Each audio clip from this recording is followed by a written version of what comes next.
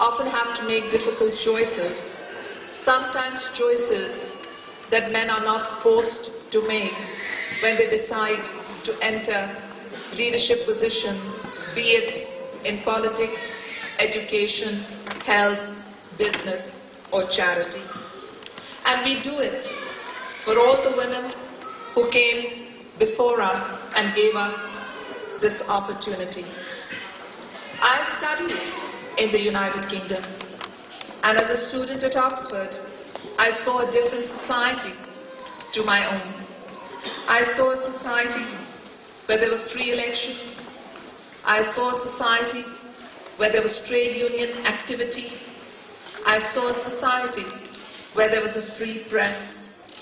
And I saw the awesome power of people here changing policies, changing leaders, and changing the course of history. I came to England at a time when the British politician Enoch Powell was threatening to throw all Asians into the sea.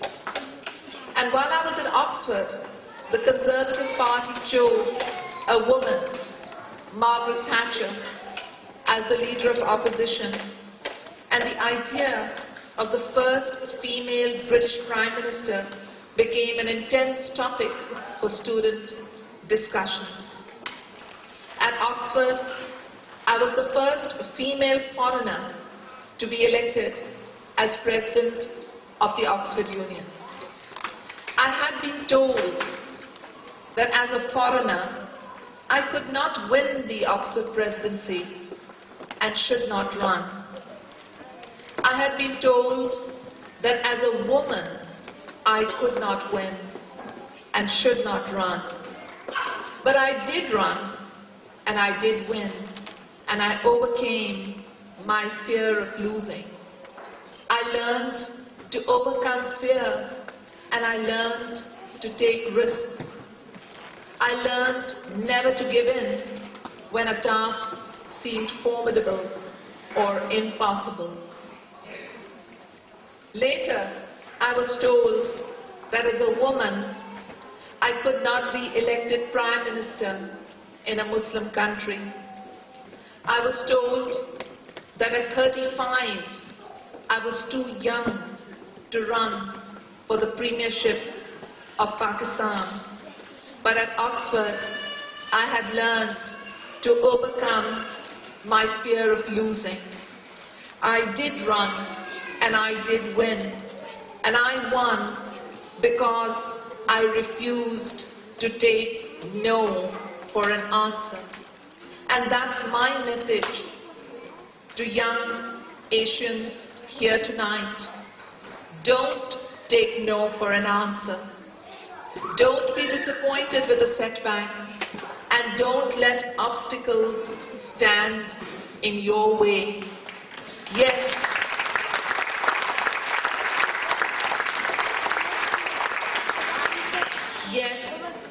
you can achieve any goal you want to reach if you refuse to accept the status quo, if you refuse to allow traditional constraints to stand in your way. Sadly, the greatest obstacles to women in this, the third millennium, is the bigotry of some men, not all men, but some men. And nowhere was that bigotry more difficult than in the Taliban that ruled in Afghanistan. So women fight on several fronts. Women fight against terrorism. We fight against dictatorship and intolerance. And we struggle to avert a clash of civilization. Today, we live in a time when there is terror, war, death, destruction, and fear. But I dream of a world where we can live in peace and without violence. And I believe that women have an important role to play in building a world free from fear.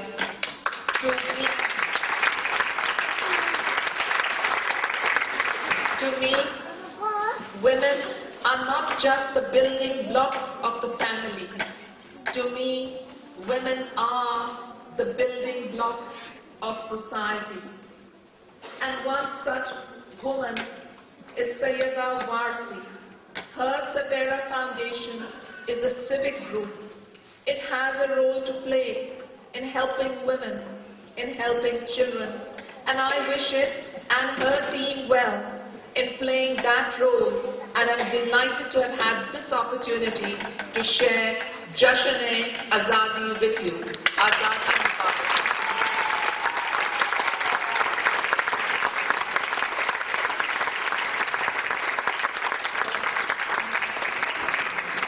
Thank you very much for sharing those experiences, your experiences in life. May I thank you on behalf of Savayra Foundation for coming along and sharing these thoughts with us. Thank you very much. Samein, program ko aur aage le jate hain. Let's take this program a bit further. Savayra Foundations have got Savayra Awards, and these awards are Business Achievement Award, Academic Achievement Award, Sports Personality, Service to the Community, and Outstanding Woman. The nominations for these awards received from the community in the Kirklees Council, from Kirklees area. Could I possibly invite all the trustees to come on the stage so they can give these awards to the nominees of tonight?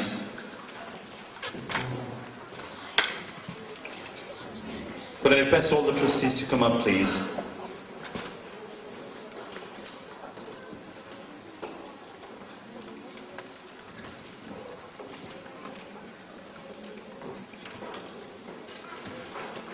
Ladies and gentlemen, as Uncle Mir has said, these are Savayra Awards. This is the first year for these awards. And these nominations have all been made by the community.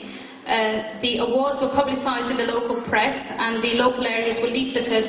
And these nominations and shortlists have been made by the community. The shortlist has been made by a panel. There are 5 separate awards.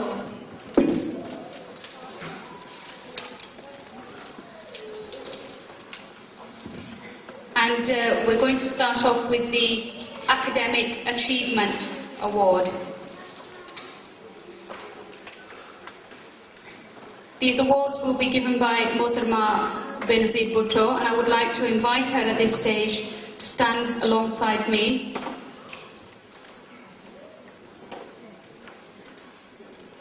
If I can announce the Education Awards, these are the nominations and the shortlist in reverse order. We have at 3rd place Asya Hussain.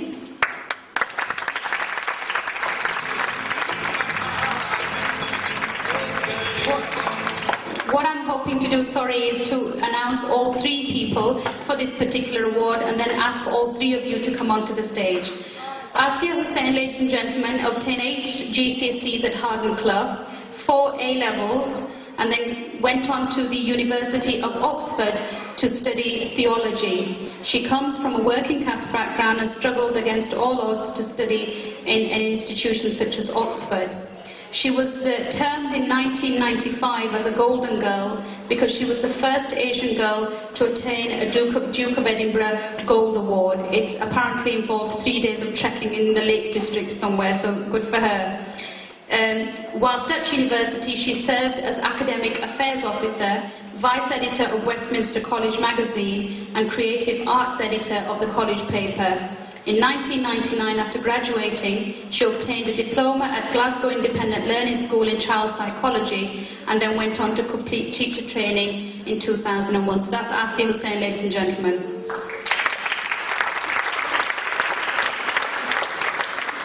In 2nd place, we have Dr. Nasreen Beg. It gives me great pleasure to be announcing this particular nomination because Nasreen and I studied together for so long. She was born and brought up in Savile Town, attended Birkdale High School, where she obtained 9 O-levels, 4 A-levels at Dewsbury College. Unfortunately, due to great problems, she didn't get into medical school, but it was